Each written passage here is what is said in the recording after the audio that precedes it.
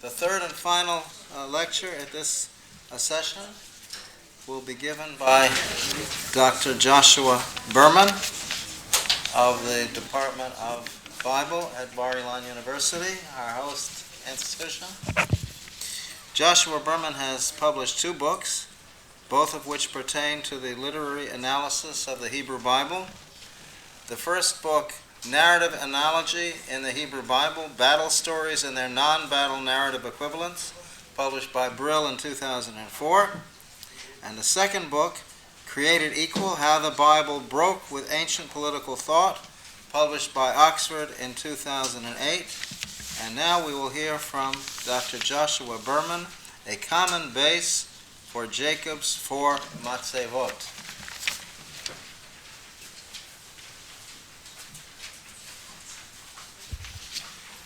I'd like to pose a simple question. Jacob is the only one of the patriarchs who erects Masebot, pillars. And he erects not 1 or 2, he erects 4 different Masebot. Why is this that Jacob is the only one to erect Masebot? Now, I want to say that in researching this, I could not come across a single medieval Jewish exegete who asked this question. I could not come across a single modern critic who has asked this question. And I immediately began to recall to myself those instances where you submit an article for review to a publication and you open the comments that you get and they begin with, the question that the author has posed is largely of his own imagination. And so I fear that perhaps this question might not be a legitimate one. What I want to do here is to move in 4 stages. I want to first, just to get everybody on the same page, what are these 4 Masebot that Jacob erects? When and where, what circumstances? Secondly, I want to try to understand why this question hasn't come up. What has been the view of these 4 Masebot? Thirdly, I want to then try to demonstrate why I really think, humbly, that this is a good question and that you should join me in wanting to ask this question.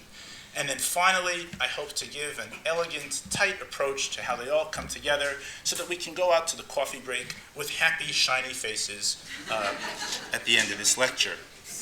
So here we go. We have the following 4 Masebot. The first is at the dream at Bet El. It's in source number 1 on your sheet. When Yaakov arises in the morning, verse 18, Vayashkem Yaakov baboker, vayikach et ha'even asher sam mirashotav, vayasem otam matzeva, vayitzok shemen al rosha. That is matzeva number 1.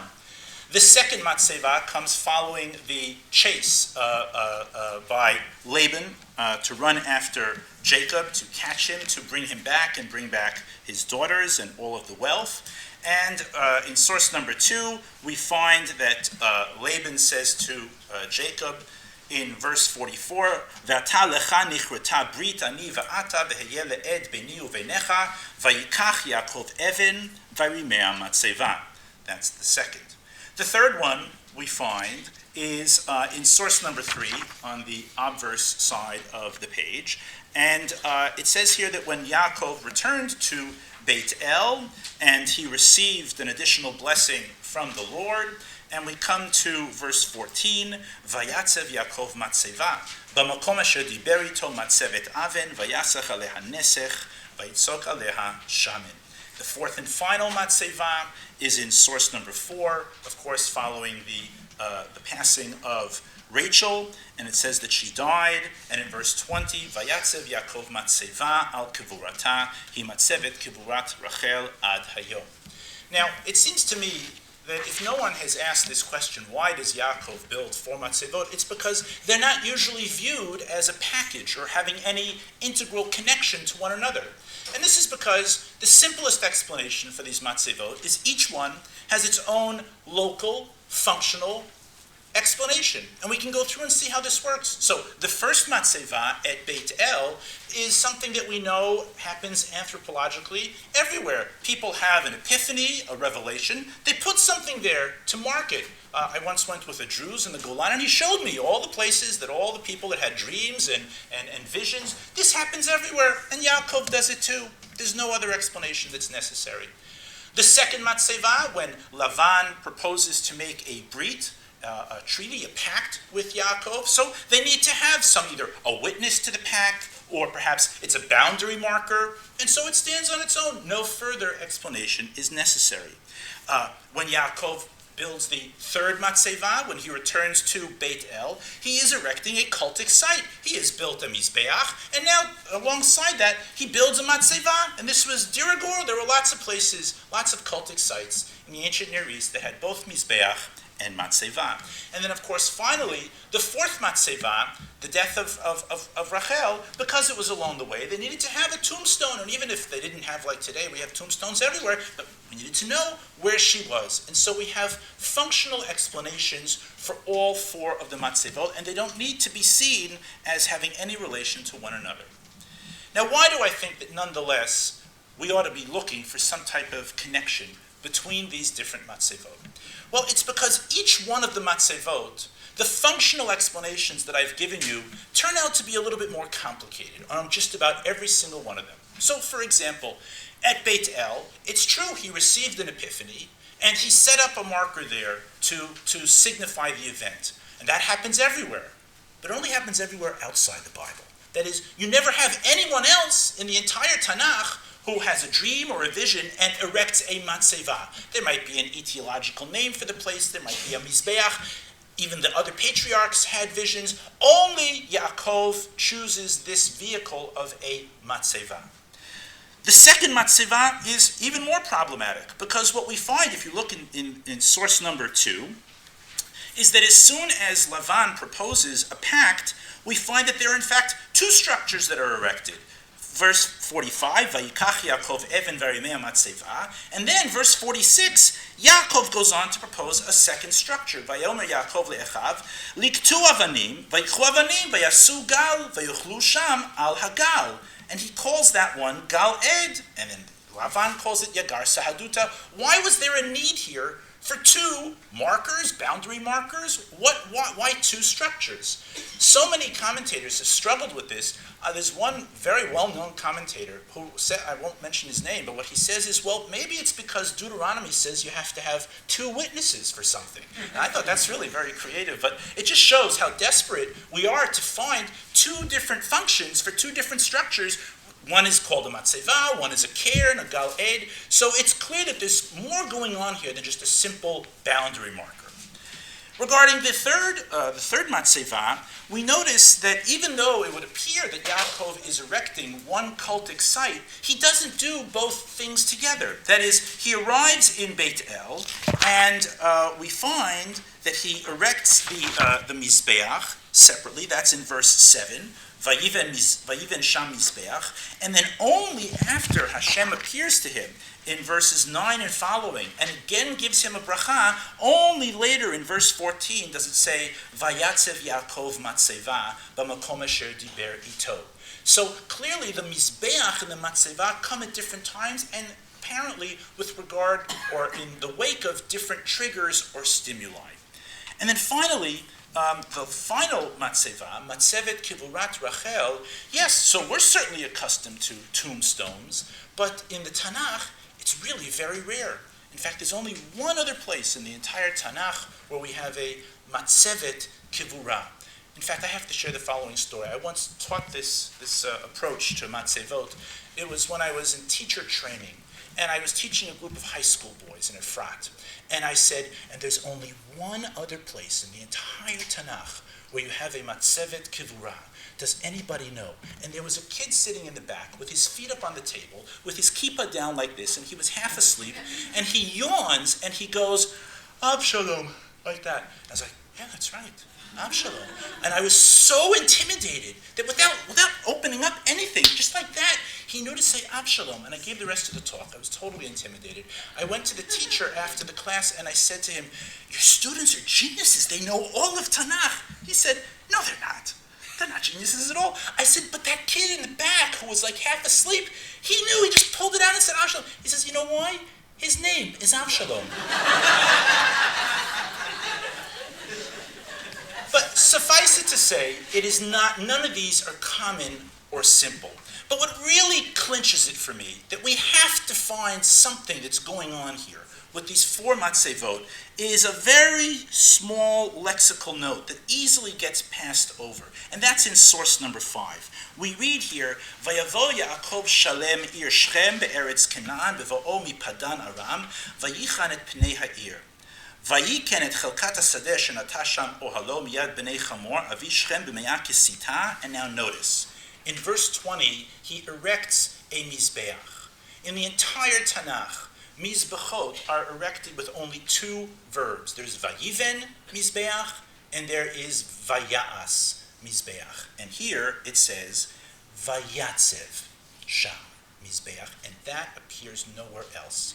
And what this suggests to me is that the shorish nun tzadi bet matzeva vayatzev is somehow a leading word that is very specific to the Jacob cycle. And so therefore we have to try to figure out what this is really all about. So what's it all about? We have to go back to source number 1. I'd like to share with you something about the place of the verb nun tzadi bet in the Beit El story that I later saw was already picked up by Jan Fokelman in his important commentary on Genesis from nearly 40 years ago. And he says, the first appearance of the verb nun tzadi bet is not Yaakov's matzeva that he puts up there. In fact, you have to look for it in the dream itself. And here we find it twice. Because it says here in verse 12, Vayachalom v'hinei sulam mutzav arza. And then in Pasuk Yud Gimel, it says, V'hinei Hashem nitzav alav.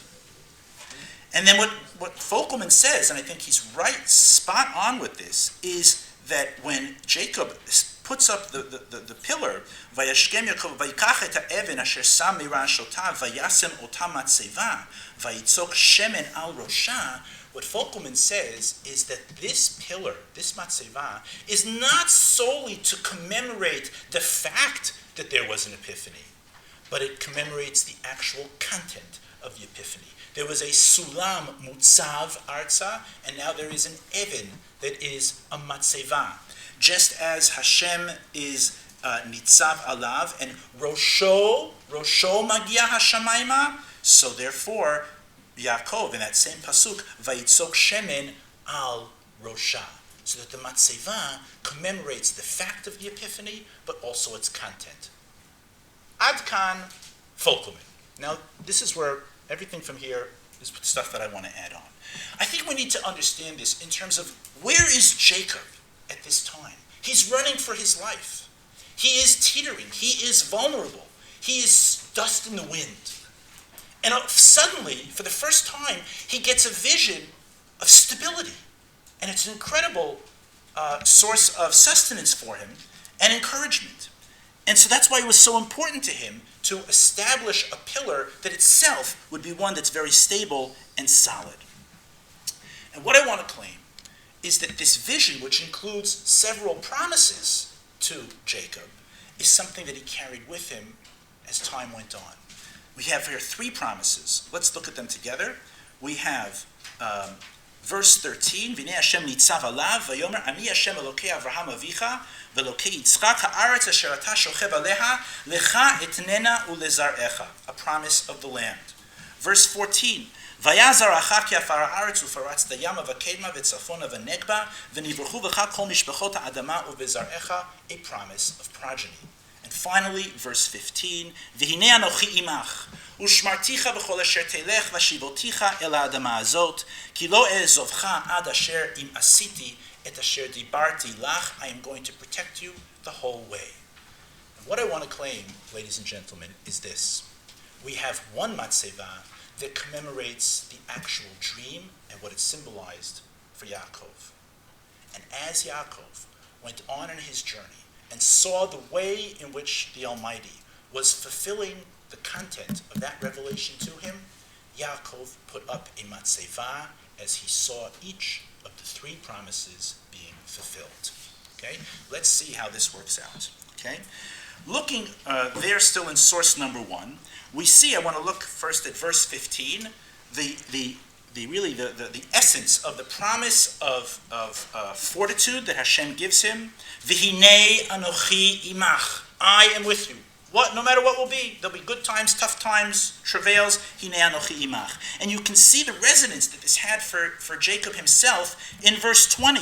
Vayidar Yaakov neder lemor. Im yiyeh Elohim imadi. If really it'll be true, then I will come back and I will make this place a cultic site.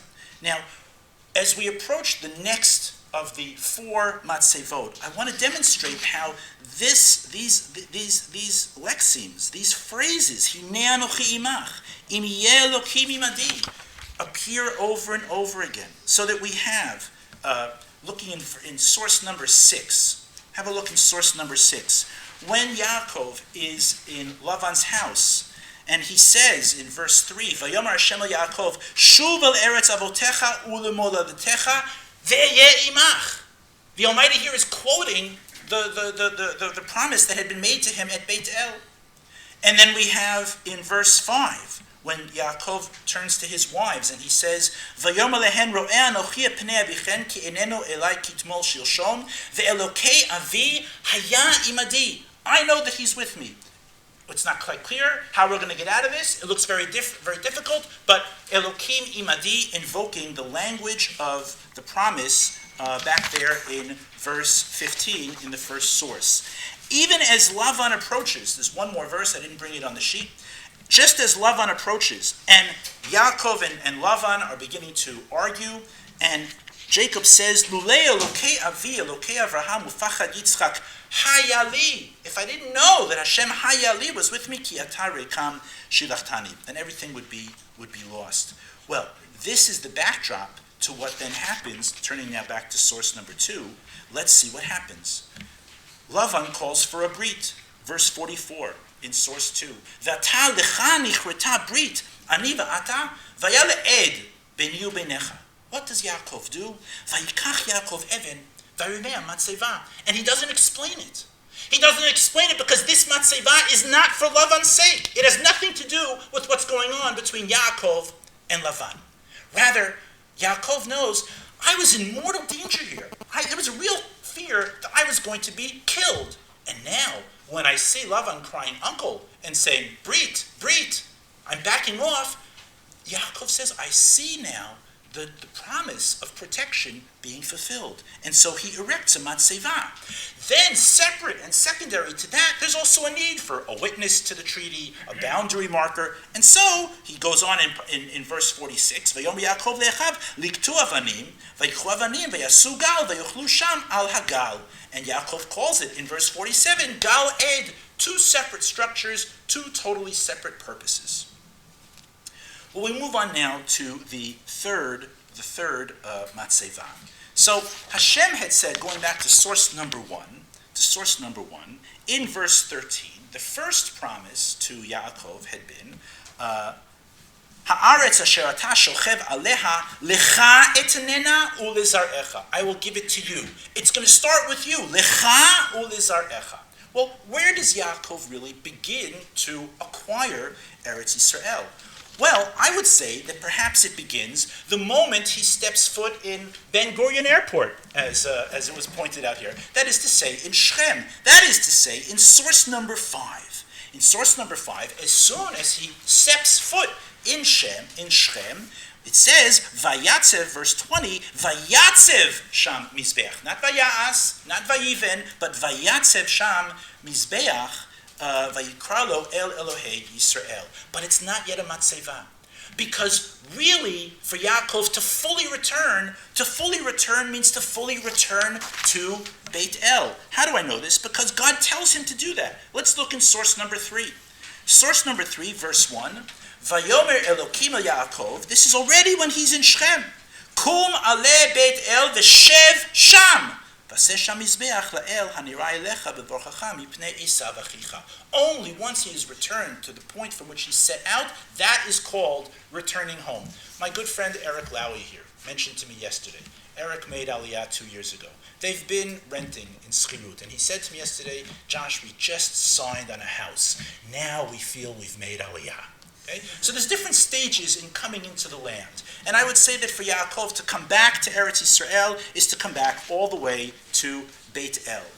Now, he erects the Mizbeach as Hashem told him, but it's only on the other side of the page, from verse 9 and on, once he gets a reaffirmation of the blessing that he had originally received in chapter 28. In fact, I would say an amplification of the blessing, because things are said here in grander terms, then he really knows that he has fulfilled what he was supposed to do. God has sort of said to him, V, or in English, check, you're here. And so it's only at the end of that episode, Vayatzev, verse 14, Vayatzev Yaakov Matzeva b'makom asher diber ito. So we're 3 up and 3 down. We have the first Matzeva, that was to commemorate the Epiphany and its content and what it meant for Jacob. We have Matzeva number 2 is the promise of protection. We have Matzeva number 3, which is the promise of inheriting the land. And now Yaakov is firmly in the land. And now we just have one more to go. Hopefully I have enough minutes left to cover this. Well, what was the other promise that's left? The other promise that was left was, in verse 14, V'haya zaracha ke'afar ha'aretz, u'faratzta yama v'kedma v'tzafona v'negba. Well, our fourth Matzeva seems to fall way short of this, because the fourth Matzeva is Matzevet Kilurat Rachel. It has nothing to do with blessings. I think we need to say the following. Rachel's death is bound up with the birth of Binyamin. Binyamin is contested in a way that none of the other children are. Both mother and father give a name. Rachel, Benoni, she apparently sees this as her last waning strength. But for Yaakov, Binyamin, I'm here, I'm back, I'm in Israel. This is a momentous event for him. Moreover, it's born to his favorite wife. Now she has 2 sons, like some of the other wives do. This is a big moment for him. Now I want to be very clear here as I sum up. I don't think that Yaakov ran around for 40 years with 3 pillars under his arm and he puts them down as they come out. I think that we're talking about a spiritual personality who kind of watches, is God fulfilling what he said to me or not? When is it going to happen? How is it going to happen? And what happens here is the following, and I can only draw from an experience that many of us here have had. This land is dotted with the grave sites of the young. And there's a very big difference between visiting the gravesite of someone who lived a long and full life and visiting the gravesite of someone who was taken from us at a young age. When you visit the gravesite of someone who lived to a ripe old age, then you recall their life. And when you visit the gravesite of someone who was struck down at an early age, you cannot help but to be overwhelmed with the tragic circumstances of their passing. Matzevet Kiburat Rachel is indeed about her burial place, but it automatically must bring, it wells up the circumstances of the birth that led to her death. And so I don't think that Yaakov set out initially with the intention of setting down 3 matzevot. As he saw the Lord's hand fulfilling the promises, he put up a matzevah. And here too, as he saw Rachel's death, so he put up naturally what was needed, a tombstone. But also for him, he realizes there's not going to be any children from Rachel after this. And so the last matzevah is truly for a different purpose. It's for the purpose of mourning, but it's one that conjures up for him the birth of this child. And in a certain way, his love, his special love for Binyamin, which comes through later in the story, demonstrates just how important this birth and this child was for him. And so to sum up, what we have here is that yes, each and every one of the matzevot can be explained functionally and by itself, but each one is almost unique when we look in biblical perspective. And when we see the leading word of the verb nun tzadik bet, we can see that really what has happened here is that we have a figure who was windswept and forlorn and totally vulnerable. And when he had this vision from God of stability, it's something that he carried with him. And at every moment when he felt that he could see the Lord's plan unfolding before him, he erected another matzevah. And these punctuated his entire life. Thank you very much. We have time for one question. Yes. I would like to remind you, Josh, that Samuel put a stone between Samuel chapter 7 and not Matzeva. Okay, that's it. Okay, it's plenty of other names. Plenty of other names. It's the same same structure, a stone, standing stone, and this is the Masebot. Masebot, Vayasem, it's the same, Vayatzev. Okay, and my name is not somewhere.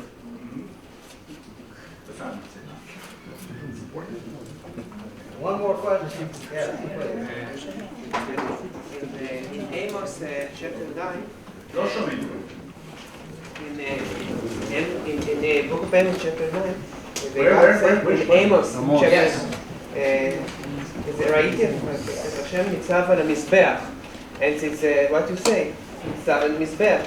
You think it's something, I don't say how to say it in English, important that ניצב but not something else? No, I think there could be many uses. I'm not saying that the only uses of the shorish nutzadi bet are in the four examples that I brought here, but that the structure itself, it's called the matzeva, is relatively limited. And these uses, the ones that Yaakov, could be that Amos is invoking the Hashem nitzav alav from the dream of Beit El. Could be.